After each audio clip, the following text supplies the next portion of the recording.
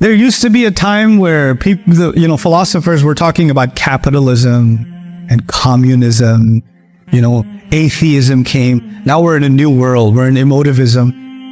Your emotions are the new religion. Let me just feel good, man. I just want to feel good.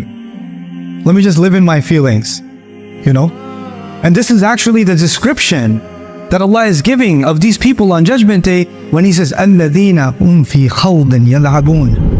Today's brief khutbah is going to be involving Surah At-Tur. Allah Azza wa Jal in many surahs describes the scene of Judgment Day. And this is one of those surahs. Its opening describes the scene of Judgment Day. Humanity is coming out of their graves, and now Allah says, فَوَيْلٌ يَوْمَئِذٍ لِلْمُكَذِّبِينَ. And the worst destruction and how terrible things are going to be on that day for people who used to call the truth a lie. You think of da'wah means you're inviting people to the truth. A mukaddib is inviting people to accept that the truth is a lie. They're doing a negative campaign. They're doing a batil campaign. So it's not just that they don't accept it themselves, they try to convince others also that it's untrue. Now, why do people reject the truth? It's not because people are evil. You and I, even though we're Muslim, but within Islam, within your family, somebody comes and tells you something that's true, but if you accept it, your father's not going to like it. Or if you accept it, you might have to quit the business. Or you might lose some money. Or you might have to pay somebody back. There's a price to pay. So now what do we do with that truth? Nah, that's not true.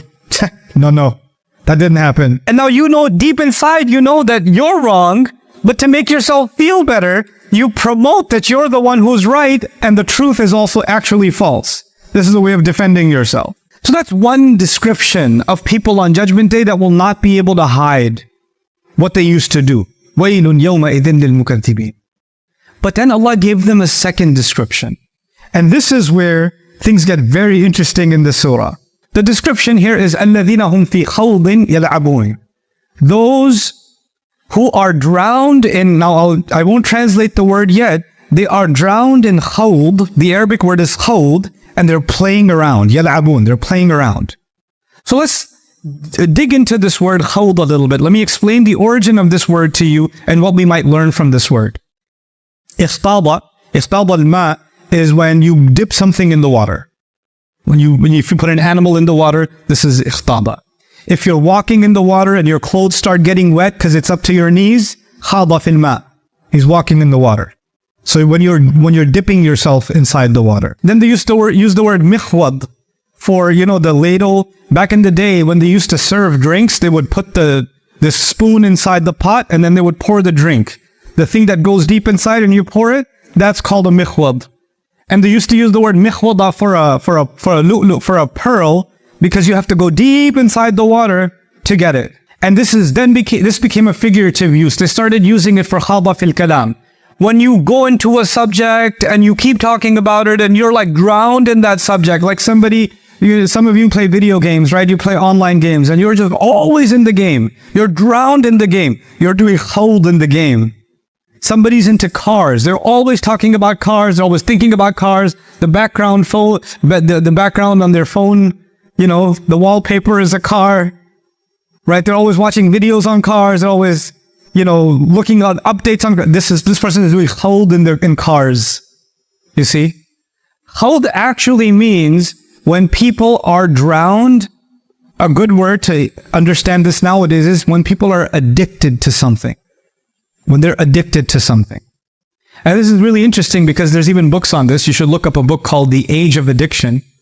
This age we live in now, before this age, people used to talk about alcohol addiction, right? Gambling can become an addiction. People that go to gambling, they don't just go once. They go back, they go back, they go back. They lose their house, they lose family, and they can't stop. Drugs can become an addiction.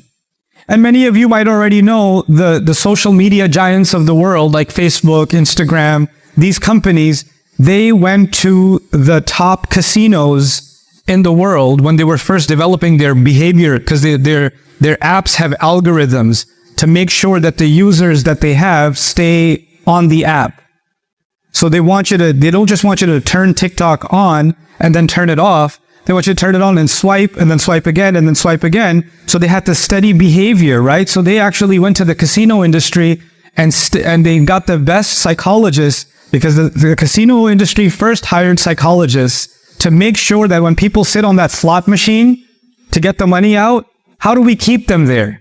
How do we keep them there as long as possible so they can stay more addicted? The same people who engineered the behavior in the casinos and the gambling industry in Las Vegas were some of the same engineers that modeled the behavior for, social media apps. They were hired by Silicon Valley to do that. Why? Because they know they can get the most out of you if you're the most addicted. If you are in khawd, if you're drowned in, you can't get out.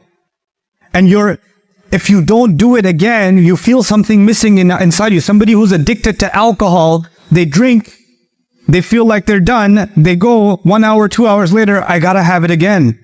I gotta do it again. Give me another one. Their stomach is hurting, they're still drinking. They're in pain, they're still drinking. They're half asleep, they're still drinking. They wake up, they need a drink immediately.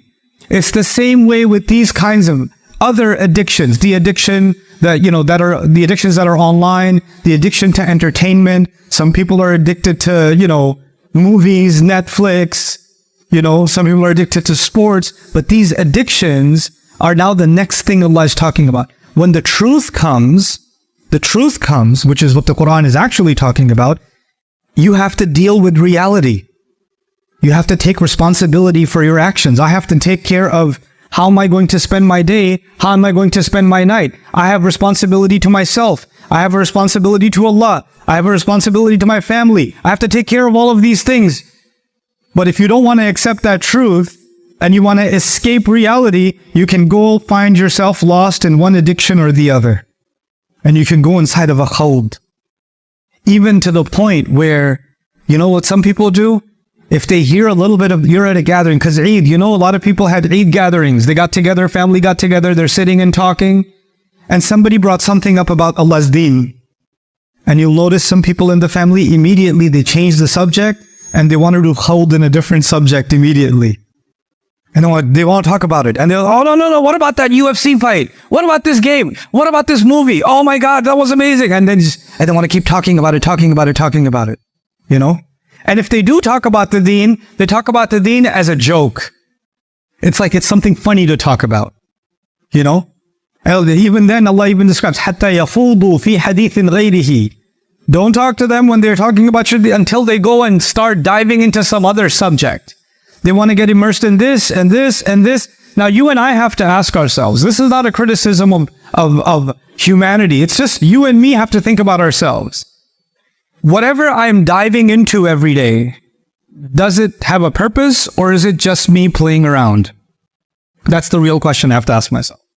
Judgment Day, Allah says, وَيْلٌ يَوْمَئِذٍ لِلْمُكَذِّبِينَ الَّذِينَ هُمْ فِي خَوْضٍ يَلْعَبُونَ. They were drowned in things and they kept playing around. And every time the Qur'an was being called to, the truth was being called to, responsibility, because Judgment Day is all about responsibility, isn't it? That's all it is. Judgment Day is court. And what happens in a court? The judge tells you, you are responsible for what you did. That's all it is. You have to present yourself in court. And anybody who knows they have a court date coming, and they have a trial coming, they'll get ready for the trial. That's what happens in this life. It's the same logic for Judgment Day. But someone who's not getting ready for the trial and they're playing and they're too addicted to their games, right? Then they're going to be in big trouble on that day. And somebody says, hey, the trial date is tomorrow. The trial is next week. Come on, let's go. Get ready. You're not ready. You didn't finish your work. It's going to be held against you. Get out of here, man. Let me play. That's not true. These people are so extreme. They're so extreme. They're so negative. Let me just live my life. There used to be a time where people, philosophers were talking about capitalism and communism. Atheism came. Now we're in a new world. We're in emotivism. Your emotions are the new religion.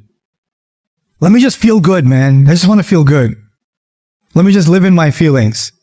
And this is actually the description that Allah is giving of these people on Judgment Day when He says, الَّذِينَ هُمْ فِي خَوْضٍ يَلْعَبُونَ. And when someone's drowned in something, they're not moving. They're stuck. They're in the same place. When you find people that have an addiction, you meet them last year, they were exactly the same place. You meet them next year, they're exactly in the same place. Like the world changed, but they're exactly in the same place. You know what? When people don't move, then Allah will make them move. So He says, وَالَّذِينَ يَوْمَ يُدَعُونَ إِلَى نَارِ جَهَنَّمَ دَعَى. They'll be pushed towards the fire of hell. They're going to be pushed because they're not moving themselves. They don't want to go. هذه النار التي كنتم بها تكذبون. This is the fire that you were calling a lie. أفسحر هذا? Is this magic? أو أنتم لا تبصرون, or you can't see? Because you say, oh, I don't see any fire. When you used to say, hey, astaghfirullah, don't do that. You should be afraid of Allah. You should be afraid of judgment. Oh yeah? Oh, I should be afraid of fire? I don't see any smoke. I don't see the temperature increasing. Where's the fire? Allah says, oh, is this a lie too? When judgment day comes? أم أنتم لا تبصرون, or you don't see it. اصلوها فاصبروا ولا تصبروا سواء عليكم إنما تجزون ما كنتم تعملون. Now go enjoy it. Go inside it. You want to be patient now or you don't want to be patient now? It doesn't matter anymore. Now it's of no value. Now your sabr is of no value. Now I want to wrap this khutbah up on the flip side, on the other side of this equation. Is what Allah says is going to be the people that are not in trouble on Judgment Day. Allah says, إِنَّ الْمُتَّقِينَ فِي جَنَّاتٍ وَنَعِيمٍ. That's all He says. People that protect, the people of taqwa are in Jannah and they're relaxed. That's what He says. And the rest of the ayat are a description of Jannah, which may be for another time.